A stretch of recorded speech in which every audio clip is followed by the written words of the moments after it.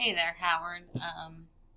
I'm sure it is no surprise to you that I had technical difficulties, and I was actually doing quite well videoing this chapter's lectures. I was remembering, and when I went to upload them, apparently the camera shut off in mid lecture, and so I have to redo it. So you have the first part of the lecture. I'm just going to review it real quick with you. We have the fact that John Adams has now exited the Oval Office, and Thomas Jefferson is coming in. He has every intention of turning the presidency on its ear. He's going to reduce its power, and that's why they call it the Jeffersonian Revolution, because he had all these ideals that he was going to put into practice, being the first enlightened president in office. He was the first president to be inaugurated in D.C. As soon as he got into office, he reversed the federal policies, not all of them, but some of them. He replaced all the Federalist officials with Democratic Republicans. Remember that John Adams had made a very similar, or he had failed to clean house. Not necessarily would he have gotten rid of people, but he definitely allowed his critics to stay in office and to undermine his authority. And then, of course, the awful Alien and Sedition Acts, he overturned those, and he apologized to the people who were convicted under the Sedition Act, and rightfully so. He restored the 5-year residency requirements for citizens. He removed Alexander Hamilton as Secretary of Treasury, and he brought in Gallatin to serve as secretary. And under Gallatin, we have a further reduction of national debt by 50%. He repealed the excise tax that made everyone so angry, and he also reduced the number of the Army and Navy, which is a typical move by someone from the Democratic Party. And the Republican Democratic Party that we see right here in the 1800s, the party of Thomas Jefferson, is the forerunner of the current Democratic Party. Many of the midnight judges lost their appointments, and he did attempt to remove several judges, not because they were Federalists, but because they had poor behavior. Some things he did retain underneath the Federalists, from the Federalist time in office. He did keep the National Bank. He kept Hamilton's plan for repaying war debts, and he ended up furthering the power of the presidency rather than reducing it. So one of the first foreign conflicts he had to face was the conquering of the Barbary pirates.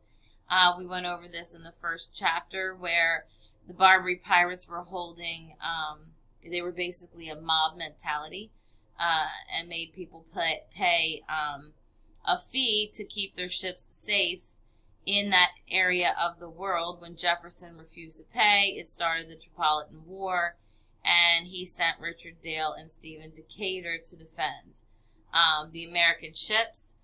And so you figure that this war started in the early 1800s. It doesn't end until 1815, soon after we had already concluded the War of 1812. So here we are right now.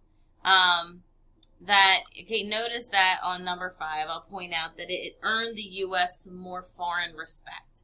And we're going to see that the wars that we talk about in this chapter are going to do a lot for our nationalism and how we're seen on the foreign front. So now foreign countries actually kind of stand up and take notice that we were able to hold our own against the bullies on the Barbary coast. So now we look to the most notable achievement of Thomas Jefferson's administration, and that was the Louisiana Purchase, in which he doubled the size of our country when he purchased the land from the French. Now, in the last chapter, we talked about how important that New Orleans had been to Western settlers, because they could easily put their goods on a barge going down the Mississippi River. They meet up in New Orleans, and the buyers of the goods could pick up their goods in New Orleans. However, the problem was the Spanish was not going to give us the right of deposit, the ability to leave our stuff there until the buyers came and picked it up. The Pinckney Treaty settled that, and it gave us the right of deposit. However, in 1800, Spain gave Louisiana back to France. Now, the problem with this is that in 1800, we have a man has come to power in France by the name of Napoleon Bonaparte. And he is a mighty military leader. And he had already begun his conquests in Europe. He and Jefferson, knowing that, having been very much involved in France during the Enlightenment, he understood that it was a real possibility that Bonaparte would look at the United States and say, very small, very insignificant country, I can easily take that over. And then that would give him 50% control over the North American continent.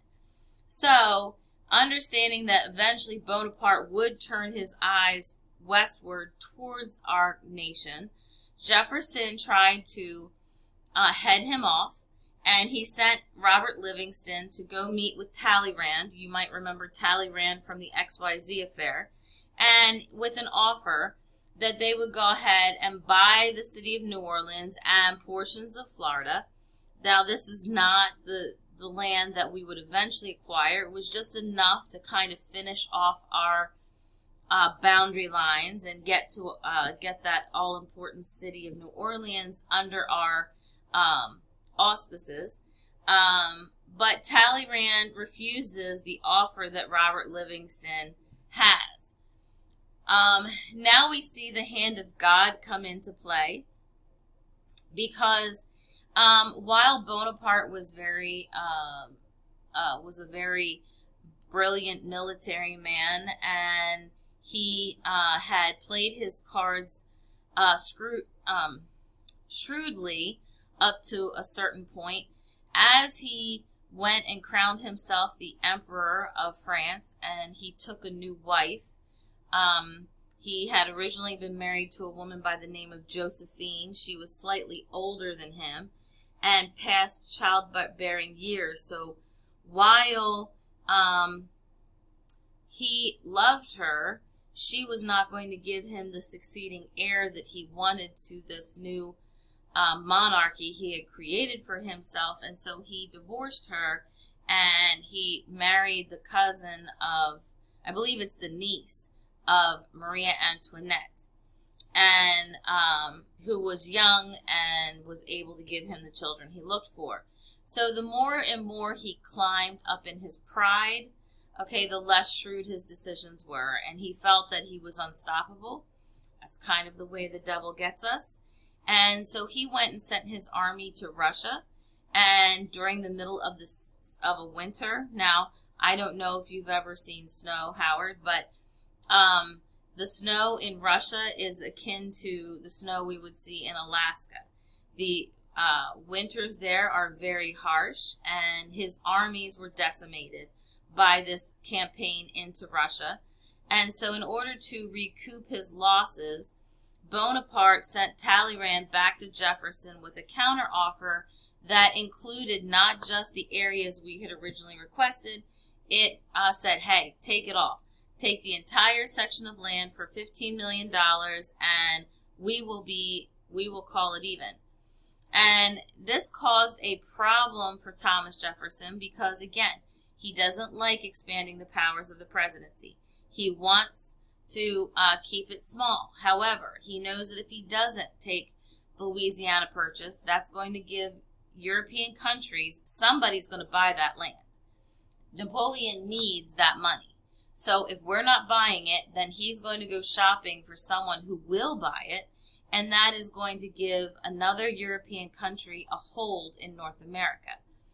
On the other hand, there is no constitutional precedent. There was no amendment, no article that allowed the president to use the national finances in this way.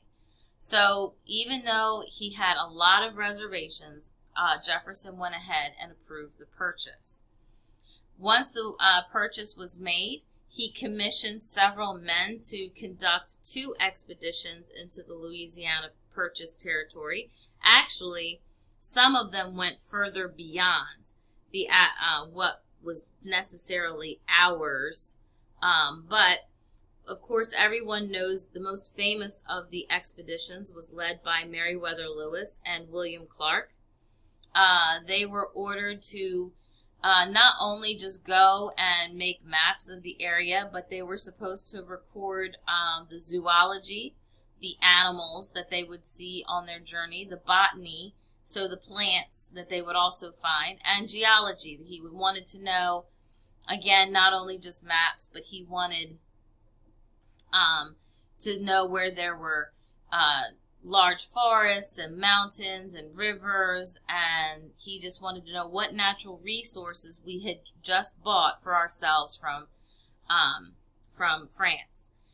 He also wanted Meriwether, Lewis, and William Clark to explore where the source of the Missouri River was. We all know that rivers flow north to south, so he was looking to find out where the Missouri River started. He also wanted to record any encounters with the Western Indians. See, again, think about it. We now have European powers are once again buying and selling land that was not technically purchased properly from the Indians, and the Eastern Indians who had now moved west are going to be kicked out again as the Europeans, now Americans, continue their move westward. Also, Lewis and Clark were supposed to make note of any British troops or forts they found on their journey. Going back to the Revolutionary War, the British were supposed to have vacated their holdings in North America, but we know they didn't because that was one of the issues resolved in the Jay Treaty. But seeing as how they didn't pay attention to the first treaty, the idea was that probably the British didn't pay attention to the second treaty, and they were still hanging around trying to do their trapping and fur business. So 29 men left St. Louis, Missouri on May 14th of 1804. So guess what? It'll be Friday. Friday will be the anniversary of when this expedition starts. They come across a French trapper who has a native wife by the name of Sacagawea, and they ask her to join their expedition to be an interpreter and a guide. And so she packed her infant son on her back and joined them and led them all the way from St. Louis, Missouri to Astoria, Oregon, what would be Astoria, Oregon one day. And on this expedition, not only did they follow the Missouri River, but then they connected with the Columbia River and the Snake Rivers as well.